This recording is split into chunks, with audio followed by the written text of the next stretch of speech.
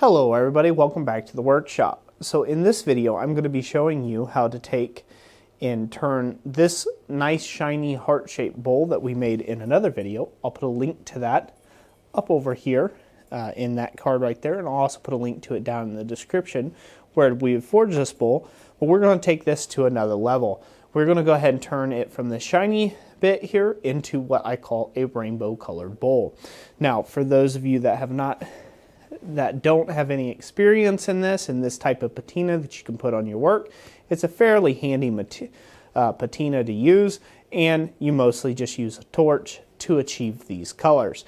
Now I'll say a torch versus doing something like the coal forge that you see here in the background of this video, for the reason being that a coal forge can drop soot and other things into the finish that if you clean it off later on you can put scratches on a nicely polished surface.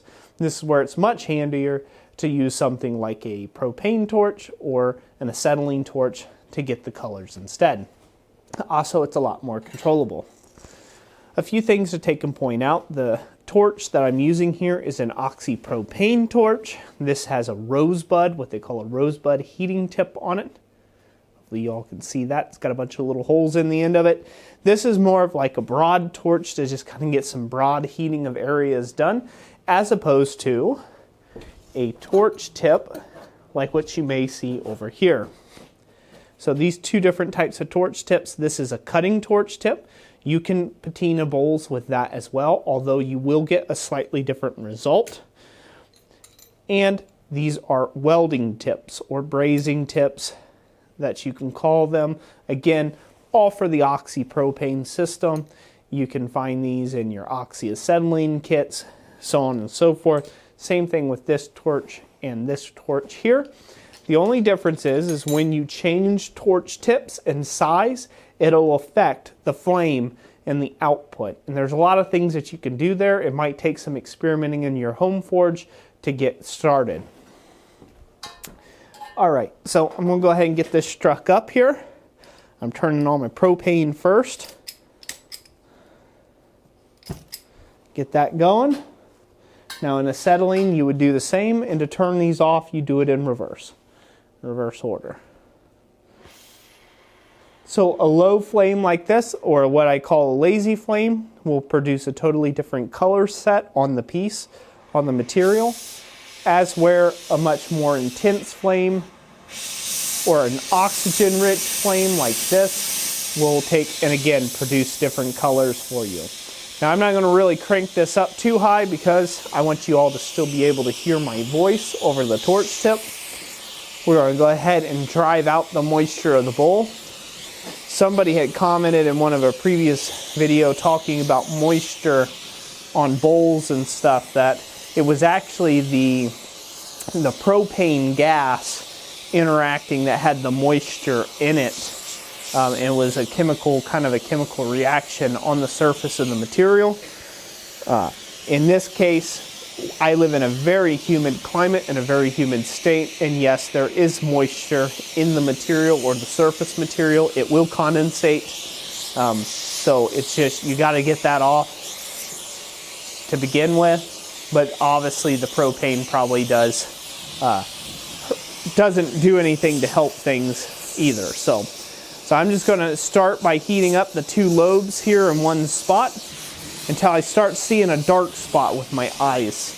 Now I'm going to let that grow a little bit, and I'm going to come to the tip and I'm going to heat up. What a lot of people's problems with their torch coloring when they try to do torch coloring is they do not give it enough time to fully set in. Now I'm hoping this will come up on camera and you guys will see these. This is much the same as like temper colors that you're doing for this. And the secret to this is the higher the finish you can bring this up, the more those colors are going to pop. Now I'm going to go in between those spots, give it a little heat, go around the rim on the upper side of this. Remember, heat travels up, so be careful not to go too far with it. I'm just going to go right around this rim and see what type of colors we can come out with. Now, one thing I'll mention here is all torch colors, no matter what you do with them, you need to build them up in layers, because what you're actually seeing here, you are seeing oxides, different oxides form based upon the flame, the ingredients of the flame that you're using. You're seeing different oxides form. And so that means you need to cool the piece off, and you need to have a look at it while it's cool. Okay? While it's cool and it has water over the top of it. So be careful not to scratch your finish if you're gripping it with tongs, but you need to view it under the spectrum of having water on it and see if you like that there. A lot of times I'll have a problem with doing this in my work, or I did originally in a lot of my work, my earlier bowl work. And what it came down to is that I got a color that I really, really liked before I spray painted the bowl. And then as soon as I spray painted the bowl, it like put a lens filter that prevented the light to get to the surface, and it would just mute out the whole bowl. It would mute down all the colors, and I wouldn't have these vibrant colors anymore. And you know, of course, that's really frustrating after you have the bowl totally finished and painted up and whatnot. Another really quick pro tip, this is at night when I'm filming this here. This is kind of laid out the gate to get this thing done.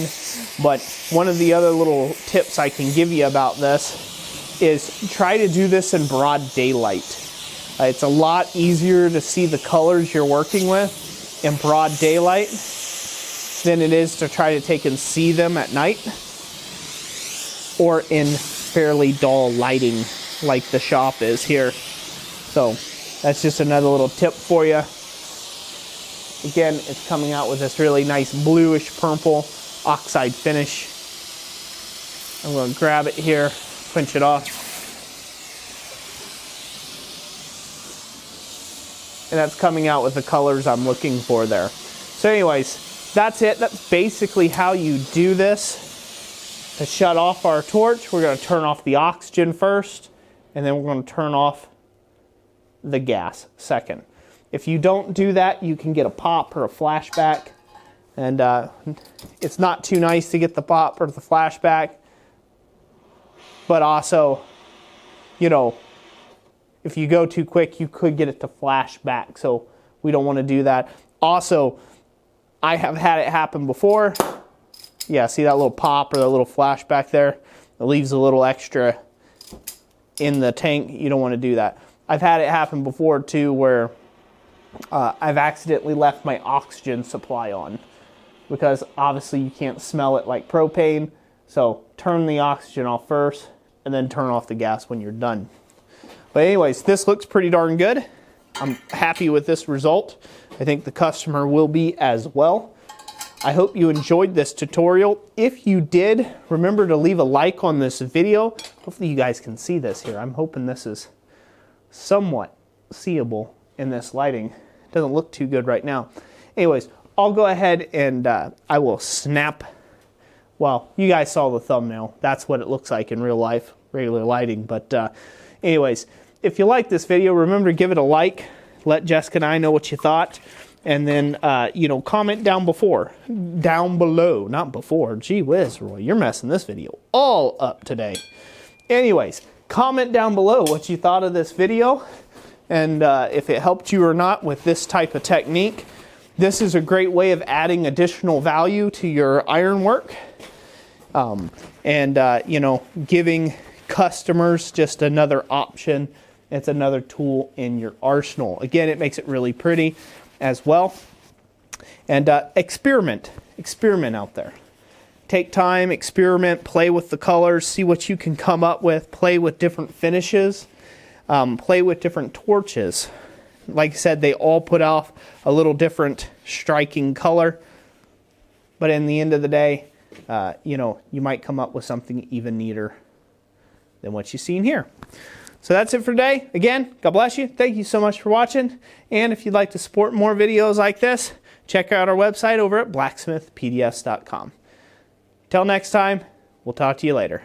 Catch you on the next one.